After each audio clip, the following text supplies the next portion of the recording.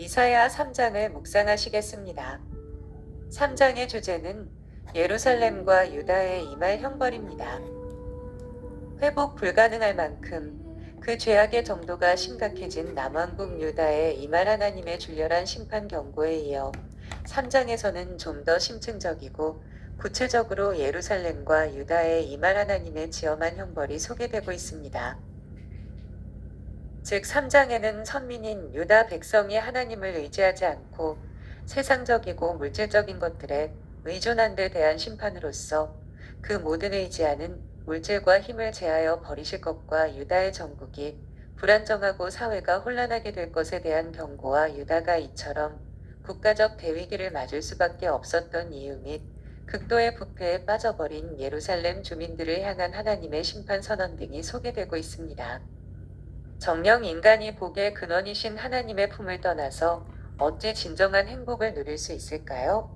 그럼에도 불구하고 하나님을 등지는 것은 참으로 어리석고 절망적인 선택이 아닐 수 없는 것입니다. 선지자들은 하나님의 계시 역사에 있어서 마치 높은 산의 정상에 올라선 자와 같습니다. 높은 산의 정상에 올라서면 더욱 멀리 더욱 많은 것을 조망할 수 있는 법입니다. 마치 산 아래 서 있는 사람들은 바로 앞에 있는 산에 가려 그 산 너머에 무엇이 있는지를 전혀 알 수 없지만 계시 봉우리의 꼭대기에 서 있는 선지자들은 그 산 너머 멀리까지 다 보고 무엇이 있는지 알 수 있었습니다. 참으로 이사야는 계시의 높은 산에 오른 인물입니다. 그는 당시대는 물론 멀리 바벨론 포로 시대와 메시아 시대까지 바라보았고 희미하게나마 재림의 날까지 바라본 인물입니다. 따라서 비록 그는 주전 8세기 중엽의 구약 시대에 살았지만 그의 메시지는 시대를 초월하여 멀리까지 임했습니다. 이사야를 비롯하여 남북 분열 이후의 여러 선지자들의 메시지는 대략 4가지의 시대를 그 배경으로 깔고 있습니다. 그것은 곧 1. 당시대 2. 바벨론 포로 및 회복의 시대 3. 메시아 강림, 초림의 신약 시대 4. 메시아 재림의 최종 종말의 시대 등입니다. 선지자들은 이 4가지 시대를 중심 배경으로 예언을 선포하고 있기 때문에 선지서를 읽고 연구할 때 세심한 주의가 필요합니다. 대부분의 예언은 굳이 어느 한 시대만을 배경으로 삼지 않고 2중 혹은 3중의 배경을 깔고 복합적으로 선포되었습니다. 1절에서 12절 말씀은 유다와 예루살렘의 이말 징벌에 관한 내용입니다. 하나님의 백성 이스라엘이 하나님을 의지하기보다는 우상과 물질과 인간의 힘에 의존하는 패역함을 지적했던 이사야 선지자는 본문에 이르러 그러한 이스라엘의 의지가 되는 물질과 힘과 우상들을 만군의 여호와께서 파멸시키실 것임을 선언하게 됩니다. 정녕 여호와 하나님의 품을 떠나 헛된 우상과 물질의 운명을 내건 자는 필연적으로 그 헛된 존재와 함께 멸망하고 말 것입니다. 이상에서 우리는 하나님을 의지하지 않는 사악한 인간의 헛된 결과들이 어떠한 것인지를 배울 수 있으버다. 첫째로 의지하던 모든 것이 사라져갈 것입니다. 하나님은 당신의 백성에게서 전적인 사랑과 전폭적인 헌신과 온전한 충성을 원하십니다. 왜냐하면 하나님은 그만큼 당신의 백성에게 큰 관심을 가지고 계시며 그들을 사랑하시기 때문입니다. 그런데 만약 당신의 백성에게 당신보다 더 좋아하고 더 소망하며 더 신뢰하는 것이 있다면 어떻게 될까요? 하나님께서 과연 기뻐하실까요? 그 모든 것을 당장에 치워버리실 것이 아닌가요? 그런 맥락에서 하나님은 본문에서 보는 바와 같이 이스라엘 백성이 의지하며 신뢰하던 물질과 군사적인 힘과 권력과 이방 우상 종교에 대해 철저히 심판하시기로 결정하신 것입니다. 진정 성도도 육신을 가진 인간인지라 물질과 여러 소유물들을 필요로 합니다. 하지만 그것이 하나님 이상으로 중요한 위치를 차지하게 해서는 안 됩니다. 하나님보다 더 신뢰할 만한 것이 있어서는 안 되며 하나님 이외의 것으로부터 위안과 기쁨을 얻고자 노력해서는 안 됩니다. 왜냐하면 그것은 바로 허무와 멸망으로 나아가는 지름길이 되기 때문입니다. 둘째로 혼란하고 불안정한 삶을 살아갈 것입니다. 이사야 선지자는 하나님을 저버린 이스라엘 백성에게 주어질 또 하나의 허무한 결과로서 혼란과 불안정한 삶을 들고 있습니다. 그러한 혼란상에 관해 이스라엘 사회는 아이들과 갓난아이들이 통치자가 될 것을 지적하고 있습니다.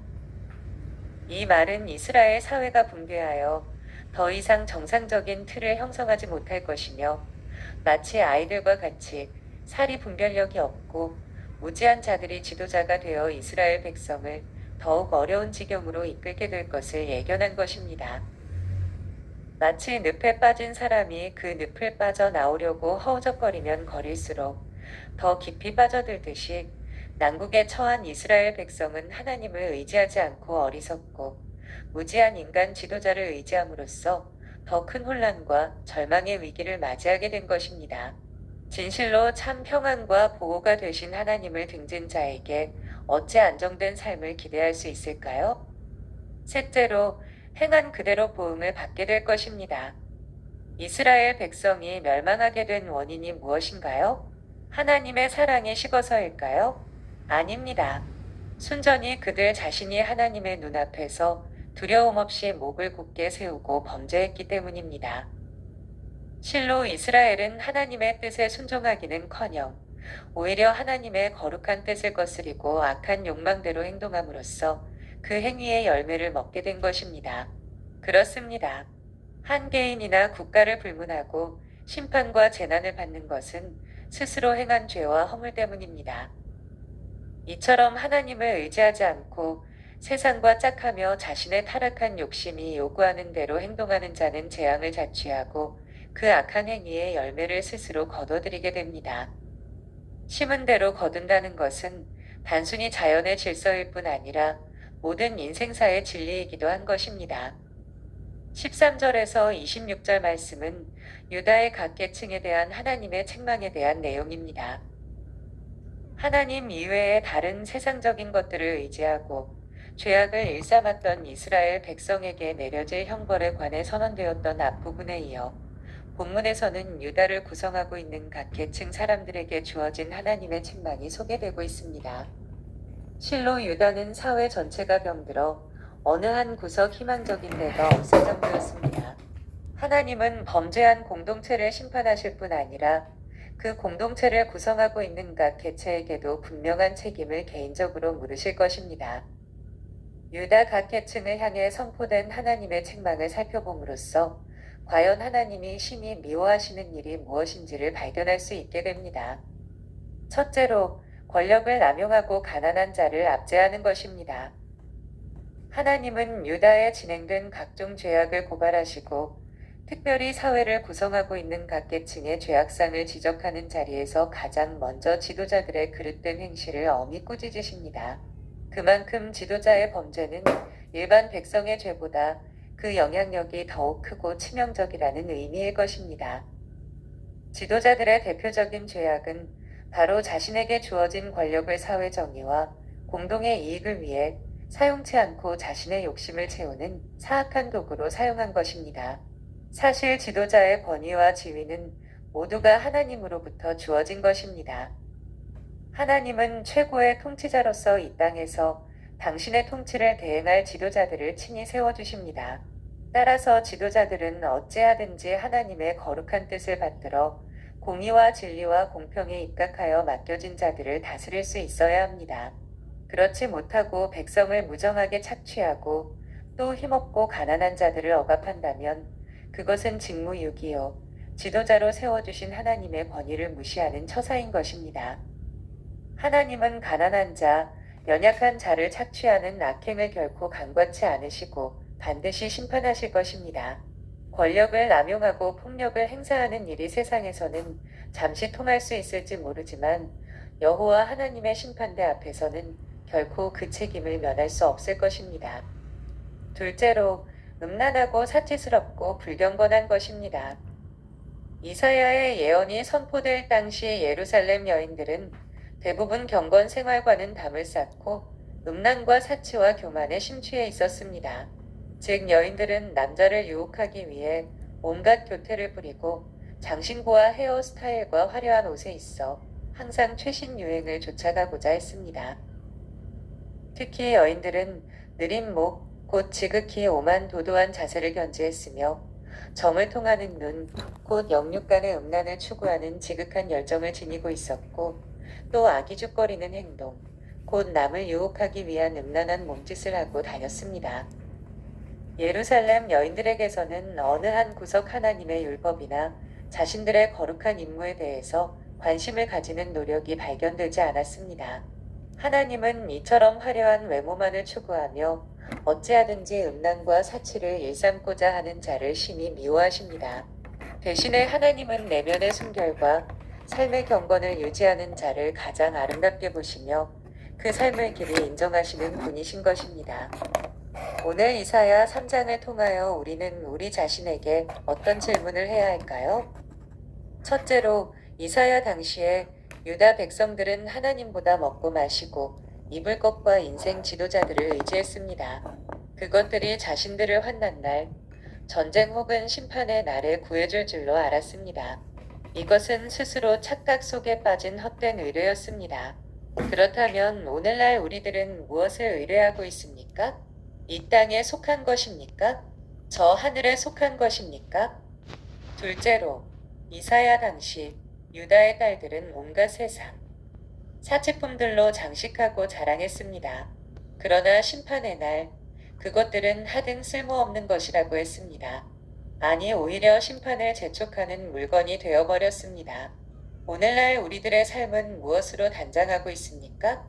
외형적인 세상 장식품입니까? 내적인 신앙의 덕목들입니까? 이런 부분을 돌아보아야 하겠습니다. 하나님께서는 한 영혼이라도 죄악 중에 멸망당하는 것을 결코 원치 않으십니다. 모두가 돌이켜 회개하고 살기를 기뻐하십니다. 그래서 하나님은 믿고 행함으로써 살 수 있는 만 가지 도리를 인간들에게 베푸셨고 때마다 선지자들을 보내어 권면하고 꾸짖고 경고했습니다. 그럼에도 불구하고 끝내 그 죄악의 자리에서 돌이키지 않는 자, 곧 죽을 인생을 의뢰하는 가운데 평안하다, 평안하다 하면서 스스로 속이는 자들과 썩고 없어질 세상의 것들로 말미암아 자랑을 삼는 가운데 좋다, 좋다 하면서 거만하고 교만한 자들은 여호와께서 심판하시는 그날에 결코 멸망을 피할 수 없습니다. 그날에는 그들이 그토록 의뢰하고 자랑하던 것들이 모두 무너지고 쇠하여질 것이기 때문에 더불어 함께 멸망당할 수밖에 없는 것입니다. 이 사실을 명심하고 오늘날 성도들은 죽을 인생도 의뢰하지 말고 사라질 세상도 자랑하지 마시기를 바랍니다. 오직 참된 축복을 베푸시는 하나님만을 의뢰하고 우리를 죄악에서 구속시켜 주신 그리스도의 십자가만을 최고의 가치로 여기고 의지하며 살아가는 우리 모든 성도가 되시기를 소망합니다. 아멘.